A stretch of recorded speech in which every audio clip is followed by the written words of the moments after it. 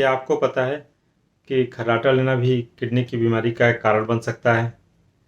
या कई बार रोगी डॉक्टर के पास सिर्फ शरीर में खुजली ये एक लक्षण लेके जाते हैं, खुजली का इलाज कराने जाते हैं। या कई बार सिर्फ उल्टी हो रही है ऐसी शिकायत लेके डॉक्टर के पास जाते हैं और डॉक्टर को डाउट होने पे वो टेस्ट करा के देखते हैं तो पता लगता है कि उस व्यक्ति की किडनी की खराबी है।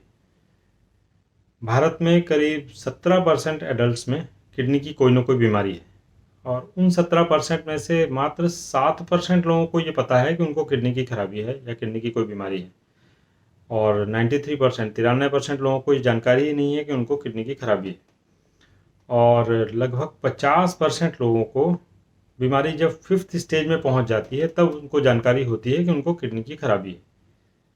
इसलिए हम सभी को ये जानना बहुत ज़रूरी है कि किडनी की बीमारी के क्या क्या कारण हैं और किडनी की बीमारी के क्या क्या लक्षण होते हैं, ताकि हमें कोई भी ऐसा लक्षण मिले तो हम अपने चिकित्सक के पास तुरंत जा सकें, उनसे सलाह ले सकें, ज़रूरत पड़ने पे वो उनका टेस्ट कराकर उस आधार पे समय रहते किडनी की बीमारी का पता कर सकें, ताकि समय रहते उनका इलाज चालू हो सके और उनकी किडनी को ठीक किया जा सके। नींद कम लेने से, स्मोकिंग करने से, कोल्ड ड्रिंक या सॉफ्ट ड्रिंक पीने से, अधिक पॉल्यूशन वाली जगह पर रहने से, बिना डॉक्टरी सलाह के लंबे समय तक पेन किलर्स खाने से या कम पानी पीने से भी किडनी खराब हो सकती है। एक एडल्ट को एवरेज 2.5 लीटर पानी तो रोज़ पीना ही चाहिए। अब अगर कोई व्यक्ति ज़्यादा परिश्रम करते हैं, जैसे कोई एथलीट हैं, एक्सरसाइज करते हैं या कोई धूप में या काफ़ी गर्म जगह पे काम करते हैं, तो उस अनुपात में उनको पानी ज़्यादा पीना चाहिए। कम पानी पीने से भी किडनी में इंजरी हो सकती है और एक्यूट रीनल फेल्योर हो सकता है। हाई बीपी के रोगी, डायबिटीज़ के रोगी, जॉइंट पेन के ऐसे रोगी जिन्हें बार बार पेन किलर्स की ज़रूरत पड़ रही है, या फिर किडनी स्टोन के पेशेंट, पॉलीसिस्टिक किडनी डिजीज़ के पेशेंट्स, या जिन्हें यूरिन में बार बार इन्फेक्शन होता है, या फिर जिनका वजन बहुत ज़्यादा है, ऐसे लोगों को साल में कम से कम एक बार तो अपना किडनी फंक्शन टेस्ट ज़रूर करा लेना चाहिए। किडनी की बीमारी आजकल कम एज ग्रुप में भी काफ़ी कॉमन होती जा रही है। ऐसे ही मेरे एक रोगी जिनकी एज अभी काफ़ी कम है, लेकिन दुर्भाग्यवश उनको किडनी में खराबी आ गई और फिर उन्होंने मुझसे इलाज कराया। मेरे ट्रीटमेंट के बाद का उनका फीडबैक मैं आपसे यहाँ पे शेयर कर रहा हूँ। हाँ जी, क्या नाम है आपका? सुमित कुमार शर्मा। सुमित जी, क्या बीमारी थी आपको? मेरा किडनी प्रॉब्लम था।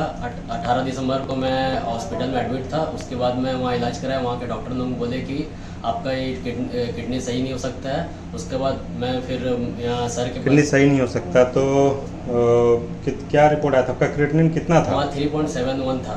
3.71 था तो किडनी ठीक नहीं हो सकता, मतलब क्या आगे चल के उन्होंने बोला कि क्या करना पड़ेगा? डायलिसिस कराना होगा। उसके बाद वो लोग बोले कि इसका आगे कुछ उपाय नहीं है। तो फिर मैं सर के पास यहाँ पे आया, मनीष दुधिया के सर के पास। हाँ। तो फिर सर ने इलाज मेरे पास वो डेट इलाज कराया। अच्छा, मतलब ये 18 दिसंबर की रिपोर्ट जो आप लाए, 18 दिसंबर 2021 की 3.71 क्रिएटिनिन था। जी जी। और 23 दिसंबर 2021 से यहाँ इलाज चालू किया आपने। जी जी। और अभी जो लास्ट रिपोर्ट कराई, ये जो रिपोर्ट हम देख रहे हैं 0.81 आया आपका क्रिएटिनिन, जी सर। है ना? जी सर। तो चलिए, रिपोर्ट तो अच्छी है। ब्लड या नाइट्रोजन भी नॉर्मल आ गया, 9 आ गया है। जी सर। मतलब अब आपकी किडनी तो पूरी ठीक हो गई है। अभी ठीक हो गई कोई सर। सिम्टोमेटिक कोई तकलीफ है, कोई नहीं सर, बॉडी में कुछ- कोई तकलीफ कुछ लग नहीं रही सर, है? बहुत सही है। पहले से बहुत ज़्यादा बेटर है। बेटर है, अभी कोई तकलीफ नहीं लग कोई रही सर है। नहीं, कोई दिक्कत चलिए, अच्छी बात है। अभी भी कुछ दिन आपको तो फॉलोअप में रखेंगे हम लोग, जी, और जी, दवा बंद करके भी कुछ दिन बाद टेस्ट कराएंगे, डाइट वगैरह सब फॉलो करेंगे, एक्सरसाइज प्राणायाम सब कराएंगे ही। जी सर। पर चलिए, अभी आपकी रिपोर्ट से आप संतुष्ट हैं? जी सर।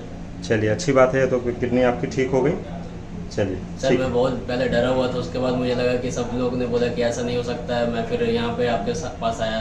मुझे फिर पता चला कि सर ने इलाज अच्छा से किया। मेरा बहुत टेंशन में था मैं, उसके बाद सही हुआ। अभी बहुत खुश हूँ मैं। चलिए, ठीक है, ठीक है, धन्यवाद। नहीं। इनके उदाहरण से हमें ये तो समझ आ गया कि हमारी एज अगर कम भी है तो भी अगर हमें किडनी की बीमारी के कोई लक्षण दिख रहे हैं तो हमें उन्हें नज़रअंदाज नहीं करना चाहिए। उस समय रहते अपने डॉक्टर से मिलकर किडनी की जांच करा लेनी चाहिए। किडनी की बीमारी में शुरुआती लक्षण में सबसे कॉमन लक्षण है थकान लगना। ऐसी थकान जिसका कोई कारण हमें समझ ना आ रहा हो।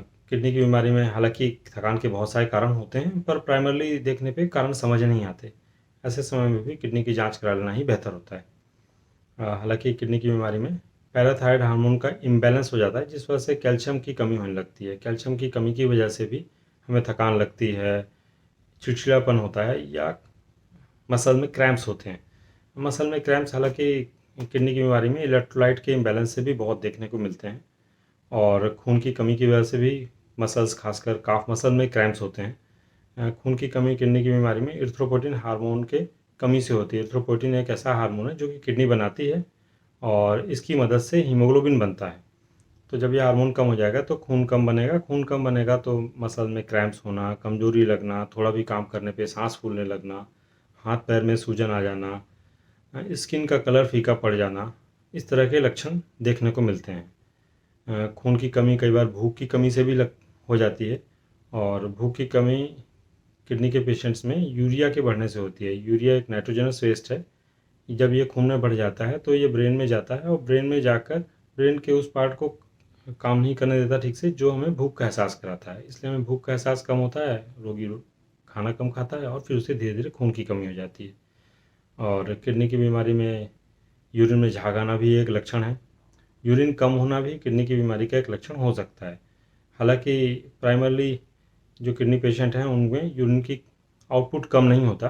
लगभग 70-80% तक जब किडनी कम काम करने लगती है उसके बाद ही जाकर यूरिन आउटपुट कम होता है। इसलिए शुरुआती समय में जब किडनी की खराबी रोगियों को पता चलती है तो कई बार रोगी ऐसा डाउट करते हैं कि नहीं, मेरी ये रिपोर्ट तो गलत है, जो कि मुझे यूरिन तो सही हो रही है। ऐसे बहुत सारे रोगी आके बोलते हैं, जबकि ऐसा नहीं है। किडनी की शुरुआती खराबी में यूरिन आउटपुट बिल्कुल सामान्य रहता है, और जब बीमारी जैसे जैसे प्रोग्रेस करती है तब जाके जब यूरिन आउटपुट कम होता है तो फिर हाथ पैर में सूजन आना या फेफड़ों में सूजन आना, उस वजह से सांस फूलना या खांसी आना, ऐसे लक्षण भी देखने को मिलते हैं। अलग अलग टेस्ट के माध्यम से हम यह पता कर सकते हैं कि किन की किडनी रिकवर हो सकती है। हालांकि क्रॉनिक किडनी डिजीज़ की अपेक्षा एक्यूट किडनी डिजीज़ के पेशेंट की रिकवरी ज़्यादा आसान होती है, और आयुर्वेद के माध्यम से क्रॉनिक किडनी डिजीज़ और एक्यूट किडनी डिजीज़ दोनों तरह के पेशेंट्स की देखभाल की जाती है। बहुत सारे पेशेंट्स पूर्णतः रिकवर भी हो गए हैं। हालांकि ये भी सच है कि सभी पेशेंट ठीक नहीं होते, पर फिर भी जो स्टेज 4 के पेशेंट हैं उनको स्टेज 3, या जो स्टेज 3 के पेशेंट उनको स्टेज 2 या स्टेज 1 तक भी लाया जा सकता है। दुर्भाग्यवश से जो रोगी इलाज के दौरान रिकवर नहीं होते उनको कई बार डायलिसिस या ट्रांसप्लांट की भी ज़रूरत पड़ती है। अभी के समय में लगभग 4 लाख लोग ट्रांसप्लांट की वेटिंग में हैं, जिनमें से मात्र 10,000 लोगों को डोनर मिल पाते हैं और उनका ट्रांसप्लांट हो पा रहा है। इसलिए ज़रूरत है कि जो ब्रेन डेड पेशेंट हैं उनके किसी निकट संबंधी को अगर किडनी की ज़रूरत है तो ज़रूर उनका किडनी डोनेट की जाए। हालांकि जो पूर्णतः स्वस्थ व्यक्ति हैं, जो लिविंग डोनर हैं, वो भी अगर अपने किसी निकट संबंधी को किडनी डोनेट करते हैं तो भविष्य में उनको समस्या होने की संभावनाएं बहुत कम होती हैं। हालांकि ये भी सत्य है कि जितने भी किडनी रोगी हैं उनको अगर समय रहते सही जानकारी होती तो उनकी किडनी को ख़राब होने से बचाया जा सकता था। उनमें से ज़्यादा लोगों की किडनी को बचाया जा सकता था। इसके लिए ज़रूरत है कि हम पूरी तरह से सजग रहें, समय समय पे अपनी जांचें करवाएं, अपने चिकित्सक से मिलें, अपना बीपी नॉर्मल रखें, अपना शुगर नॉर्मल रखें, स्वस्थ भोजन करें, पूरी नींद लें, नियमित व्यायाम और प्राणायाम करें, पर्याप्त मात्रा में पानी पिएं, खुश रहें और स्वस्थ रहें। नमस्कार।